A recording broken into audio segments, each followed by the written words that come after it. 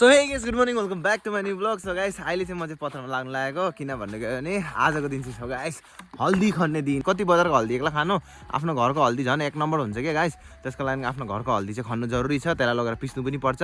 अरू त्यो हुन्छ एक नम्बर अर्ग्यानिक हल्दी है। सो मैले चाहिँ यहाँ टोकरी पनि फालिरहेको छु। यो जग्गा थुप्रै छ हल्दी, यो जति पनि देख्नुभएको छ नि, इभन यहाँबाट लिएर वहाँसम्म त्यो गोटा हल्दी छ गाइस, हल्दी होइन। सो यहाँ पनि छ हल्दी, त्यसको बादमा उहाँ जोतेको त्यहाँ पनि छ हल्दी। बिहान उठ्ने बित्तिकै मैले चाहिँ जोतिरहेको थिएँ, त्यहाँ हल्दी देखेँ क्या। त्यसको लागि म चाहिँ हल्दी सोचेँ कि मतलब आज उखालेरै छोड्छु भनेर, किनकि हल्दी त चाहिन्छ गाइस। एकछिनमा घरमा पनि हल्दी खत्तम भइरहेछ। सो उहाँ पनि हल्दी उखाल्छ, यहाँ पनि उखाल्छ। अनि त्यहाँको तोरी चाहिँ बोजूले माडिसकेछ, परियाले खत्तम गरिसक्यो, बर्बाद गरिसकेको थियो। त्यसको लागि चाहिँ बोजूले चाहिँ अघि क्याच पारेको थियो, म पनि गर्छु भनेको थिएँ। लेकिन बोजूले त हल्दी खन्, अनि त्यहाँबाट म चाहिँ तोरी माड्छु भने नि त। ला कुटे त कस्तो खालको कुट्यो हौ, यो चाहिँ के हो?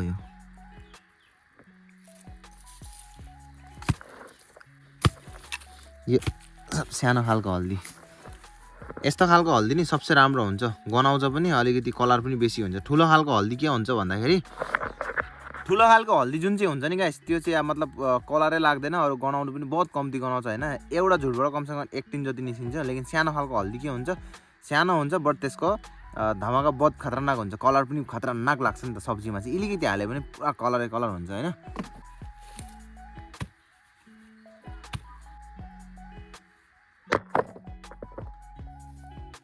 कुटे चाहिँ गाइस लास्ट चाहिँ सानो भयो क्या, त्यसको लागि कुटे चाहिँ युज नगर्ने, कोदालो लिएर आएर चाहिँ गम कि गम खन्नुपर्छ है। कुटेले बोरिङ लाग्यो, सानो चाहिँ किटी किटी खन्ने भयो। त्यसको लागि अब चाहिँ म कोदालो लिएर आएको छु, एकैवटा गम गम खन्न सब खतम पारिदिइहाल्नुपर्छ।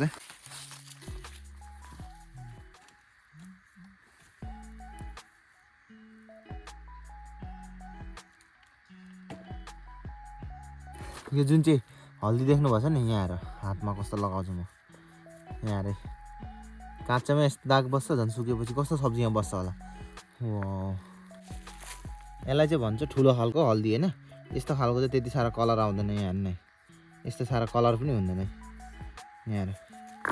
यस्तो अप्ठ्यारो जग्गामा हल्दी फलेछ नि, त्यहाँ हेर न, त्यस्तो खुट्टा खुट्टामा अहिले पनि छ त्यो जग्गा हल्दी। अहिले पनि कमसेकम 3-4 घना छ होला त्यो जग्गा, एकदम अप्ठ्यारो अप्ठ्यारो जग्गामा। यहाँ हेर न कत्रो कत्रो हल्दी, यहाँ हेर त पुरा टेँडा टुडी भएर निस्केको छ, कत्रो ठुल्ठुलो छ नि हेर त।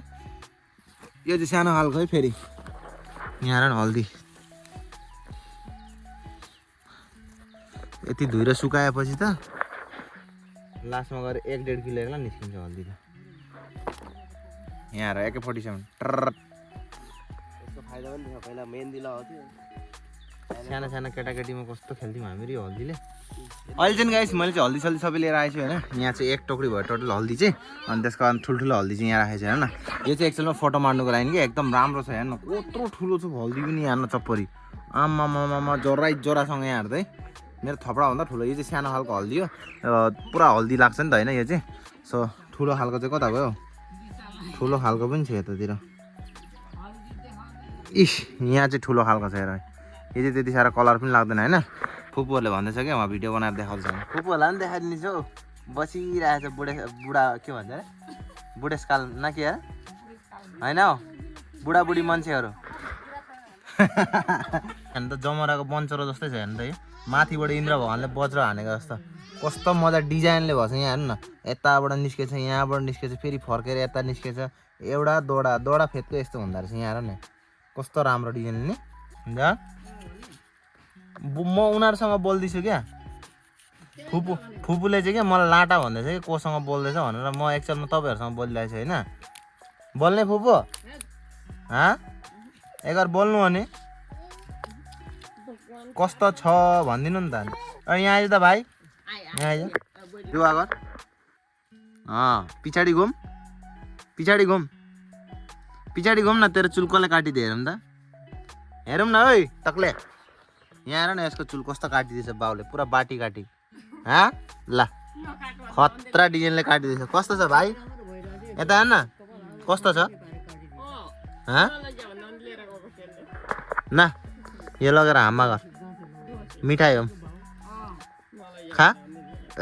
साला नक्कले।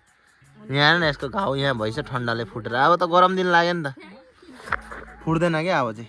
यता आइज, उडाइदिउँ बन्दुकले, यता जा। यस्तो रोप्यो भने चाहिँ हुन्छ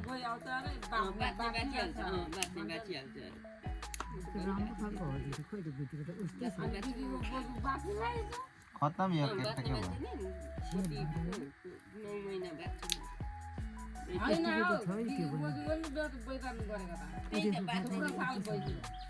हल्दी कति सालसम्म नखन्नु कति सालसम्म नखन्नु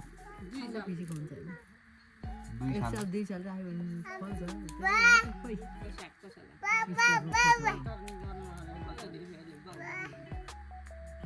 ल है साथीहरू फाइनली हल्दी पनि काटेर सकियो होइन अलि चाहिँ मतलब यति नै अनि त्यसको बादमा भोलि फेरि खनाउँला होइन यहाँ चाहिँ सफा गर्दै यो चाहिँ बिउ राख्नुको लागि एकदम राम्रो हल्दी थियो अरू चाहिँ नराम्रो चाहिँ अब डाइरेक्ट यो गरिदिने होइन यो खालको हल्दी चाहिँ एकदम बढिया हुने रहेछ रातो खालको होइन यो चाहिँ एकदम राम्रो छ त्यसको लागि बिउ राखेको सो गाइस यति भयो हल्दी चाहिँ निक्लेको चाहिँ 2 टोकरी थियो छिल्दा ओर्दा गरेर लास्टमा गएर 1 टोकरीमा आयो होइन यति भयो नि बहुतै हुन्छ हल्दी चाहिँ यहाँ हेर न भाइलाई के भयो ओए हात्ती गुपे के गरेको यो चाहिँ अब म दाल पिस्नुपर्छ गाइस आजको लागि ए ननसेन्स टक्ला भाग फटा इडियट ननसेन्स यहाँ हेर गाइस यसलाई के भन्थे अरे फुपू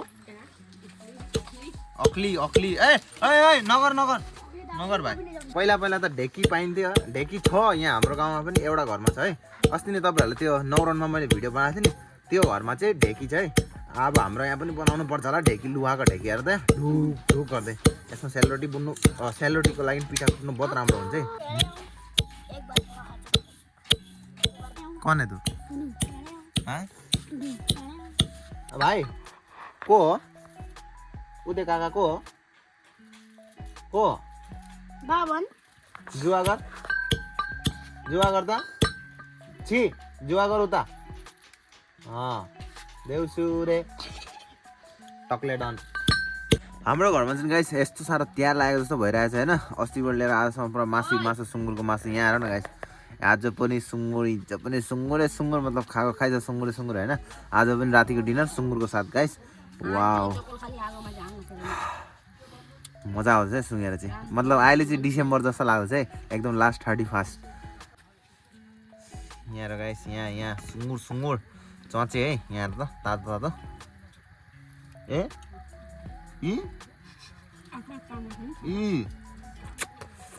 यो सुँगुर हो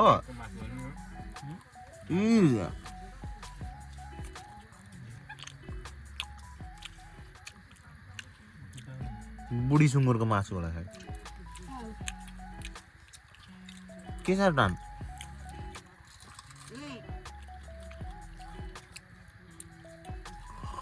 अरे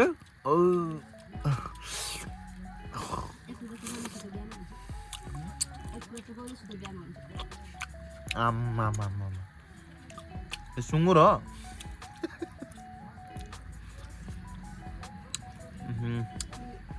दाँतै दुख्यो ए हाम्रो भागमा चाहिँ बुढी सुँगुरै परेछ होला बुढी सुँगुर होइन कता खुट्टातिरको फिलाको परेर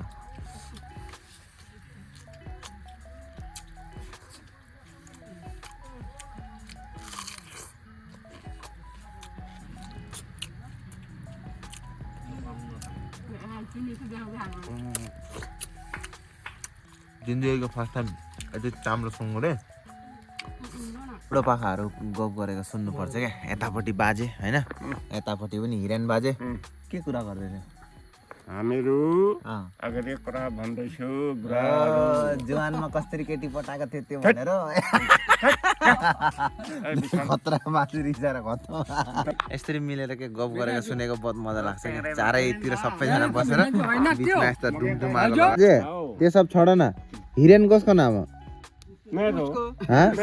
ए तिम्रो नाम हो तेरिका अनि यहाँ हिजो आएको त्यसको नाम हिरेन होइन ए भगवान हिरेन गिरेन दाजु भाइ मामा भाग्न हो लेकिन जे नहोस् उसको रिएक्सन चाहिँ मजा छ यार चारैतिरबाट सुनिरहेको छ कान थापेर यहाँ कसले बोलाएको थियो भने होइन पहिला नि भूतले कसरी गरेको थियो अरे बाजे एक मुखले गर न हाई कसरी गरेको थियो गर न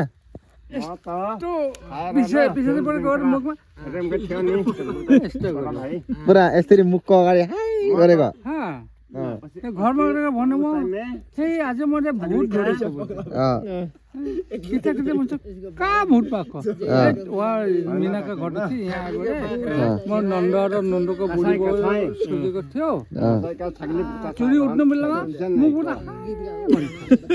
तिमी भन्दिने पनि लभ यु भनेर हेलो अलि पनि यति चौडा बनाएको थियो लाइट पनि त्यो बेलामा बोक्ने थियो तामिलो बाब्रा जाने बेलामा यस्तो यस्तो गर्दै गर्दै हो बोला चोल लम्बा यस्तो चप्पल राख्यो भइसक्यो च्याप्सिल भयो अब यस्तो लाइट मात्रै हेरौँ ए लाइट बोल्ने नेसनल मात्रै कुन मान्छे बोक्सी बोराको तिमीलाई उयो भूतले खेदाको होइन आउनु बेलामा थिएन नि मिना खाना उसी खान्थ्यो ए जानु बेलामा हाम्रो बुक्सी बोराउने बाटोमै बोराउँछ त बुक्सी बोराएको थियो कोक्रा काट्थ्यो अरे बोलाको यिनीहरू पूजा गरेको ए पूजा डाइन पूजा गरेको पूजा गरेको एउटा कोला पत्तामा त्यो बुक्सीको माथाइ दिइजान्छ अब के धान रस्ता रास्तामा दिन्थे नि मासी मासी मारेर हेरौँ मासिस मारेर अब बिरी खाने हो भने अब त बिरी खान्छु नि त्यो मासी जुलाको